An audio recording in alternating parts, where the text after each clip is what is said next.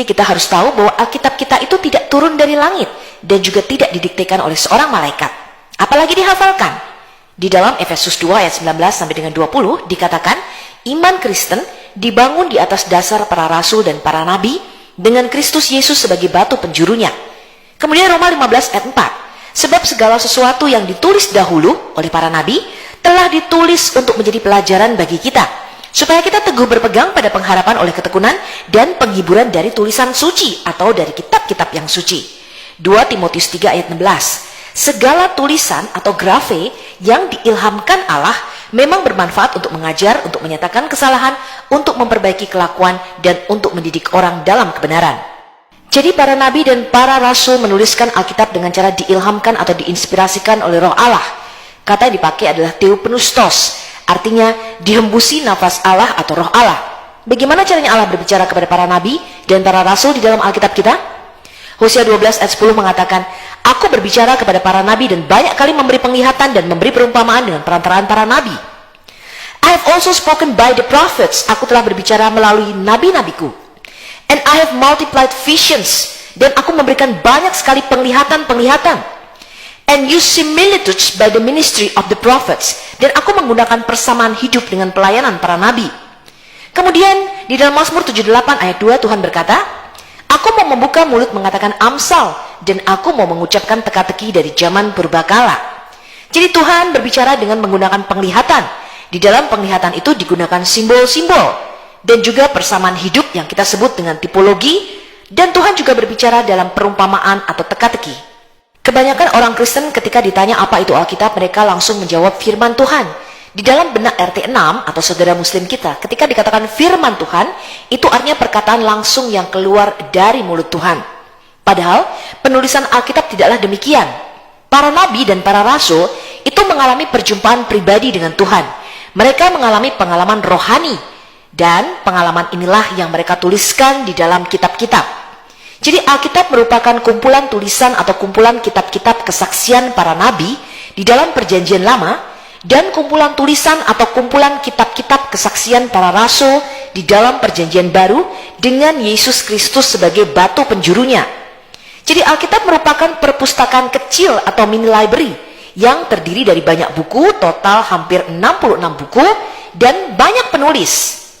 Artinya Yesus Kristus merupakan pusat atau center pemberitaan Alkitab. Semua nabi bernubuat tentang kedatangan Goel atau Mesias, yaitu Yesus, dan semua rasul bersaksi bahwa Mesias atau Yesus Goel yang dijanjikan sudah datang dan menggenapi semua nubuatan para nabi di dalam perjanjian lama. Berbeda dengan penulisan Quran yang acak-acakan dan tidak disusun secara kronologi, maka Alkitab mempunyai grand design message of God in the Bible, yaitu rancangan besar Allah di dalam Alkitab. Para nabi di dalam perjanjian lama, mereka memberikan nubuatannya mengenai kedatangan Goel atau Mesias, yaitu Yesus Kristus. Dan para rasul di dalam perjanjian baru, mereka memberikan kesaksian bahwa Goel atau Mesias yang dijanjikan oleh para nabi melalui nubuatan-nubuatannya telah digenapi.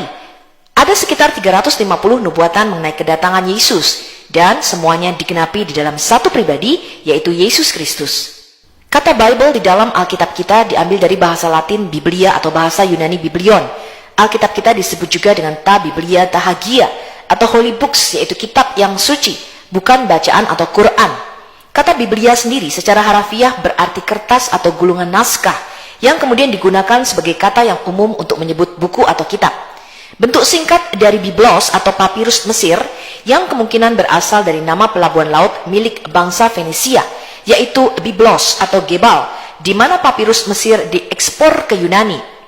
Frasa dalam bahasa Yunani, Ta Biblia, yang secara harafiah berarti kitab-kitab papirus kecil, adalah ungkapan yang digunakan oleh kaum Yahudi Helenistik untuk mendeskripsikan Septuaginta, yaitu kitab-kitab suci mereka.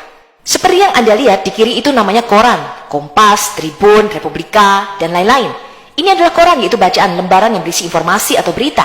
Orang Kristen Arab tidak pernah menyebut kitab kita sebagai Quran atau bacaan, melainkan Alkitab Al-Muqaddas, yaitu tulisan-tulisan suci. Kata Quran ini berasal dari kata Syria, Keriana, yaitu kara'a wara'a, artinya aku melihat dan aku mengucapkan. Dalam pengertian ini adalah membaca. Seperti kata koran dalam bahasa Belanda, itu berarti lembaran-lembaran yang berisi berita atau informasi.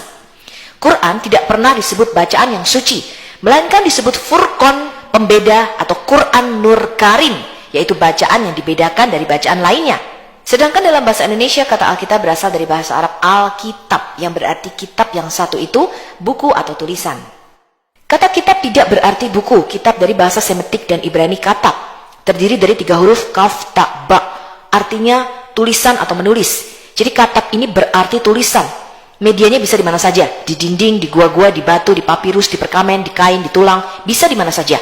Bahkan Muslim percaya Loh Mahfuz yang di surganya mereka itu bentuknya sebidang papan ataupun tulang yang ada tulisannya di situ, ada kitabnya. Kemudian tulisan di gulungan perkamen atau kulit binatang itu disebut dengan sefer. Dan pada awal abad pertama, gerejalah yang mula-mula mempopulerkan bentuk buku, yaitu mereka memotong-motong kulit binatang tersebut dan menjahit pinggirannya, dijilid berbentuk buku dan disebut dengan kodeks. Tidak ada tulisan di dalam Bible kita yang ditulis Allah atau kitab yang diturunkan dari surga, apalagi didiktekan oleh malaikat dan kemudian dihafalkan. Hanya 10 hukum Taurat atau Aseret Hadebrot yang ditulis oleh jari Allah di 2 loh batu, di Keluaran 31 ayat 18, Keluaran 32 ayat 16, dan Ulangan 9 ayat 10. Para nabi dan para rasul penulis Alkitab mengalami perjumpaan dengan Tuhan secara pribadi, dan merekalah saksi mata. Kemudian mereka menuliskan bagi kita. Hal ini berbeda dengan Muhammad yang tidak pernah mendengar dan bertemu dengan Tuhan. Karena Alkitab ini merupakan perpustakaan kecil, maka tidak ditulis oleh 1 orang, tetapi ditulis selama lebih dari 40 generasi dan memakan waktu kurang lebih 1500 tahun penulisan. Kira-kira dari tahun 1440 sebelum Masehi sampai dengan tahun 90 Masehi. Ditulis dalam 3 bahasa, Ibrani, Yunani, dan Aramaik. Ditulis di 3 benua, Eropa, Asia, dan Afrika.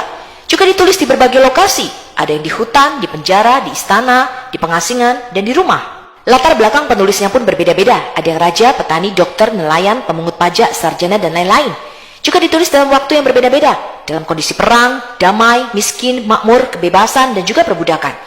Juga ditulis dalam suasana hati yang berbeda-beda, kegembiraan hingga dalam keadaan putus asa. Ditulis dalam berbagai subjek dan doktrin yang luas. Alkitab Perjanjian Lama yang kita pegang sekarang, yang kita sebut dengan Tanakh, yaitu Taurat, Nafiim, dan Ketuvim, Taurat, tulisan para nabi, dan tulisan-tulisan suci lainnya, sama persis seperti yang dipegang oleh orang Yahudi sekarang. Hanya saja pembagiannya tidak sama atau berbeda. Alkitab kita terdiri dari 39 kitab Perjanjian Lama dan 27 kitab Perjanjian Baru, dengan total 66 kitab kanon, dan juga kita masih mempunyai kitab-kitab sejarah intertestamental, atau yang kita sebut dengan kanon kedua, Deuterokanonika.